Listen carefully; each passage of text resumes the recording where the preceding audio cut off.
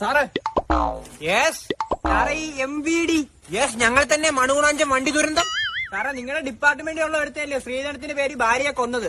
Yes, ഞങ്ങൾ ഡിപ്പാർട്ട്മെന്റിൽ എടുത്തിട്ടാണ്. I am proud of his rich and very heritage.